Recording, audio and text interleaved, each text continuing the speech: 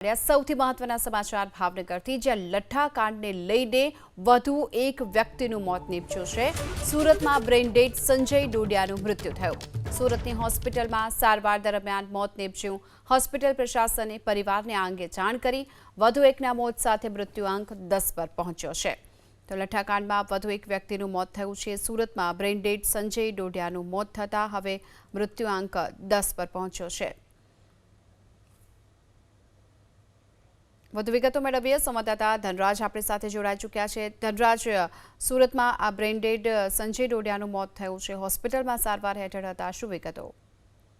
જી બિલકુલ, ભાવનગર લઠ્ઠાકાંડ મામલે જે સંજય ડોડિયા હતા તેઓ ભાવનગરથી દારૂ પીને સુરત આવ્યા હતા। જો કે સુરત આવતાની સાથે જ તેઓ બેભાન થઈ ગયા હતા અને ત્યારબાદ તેમને વરાછાની ખાનગી હોસ્પિટલમાં સારવાર અર્થે મૂકવામાં આવ્યા હતા, પરંતુ સ્થિતિ બગડતા તેમને તાત્કાલિક સુરતની આઈએનએસ હોસ્પિટલ ખાતે દાખલ કરવામાં આવ્યા હતા। તેમની સ્થિતિ ખૂબ જ કટોકટ હતી।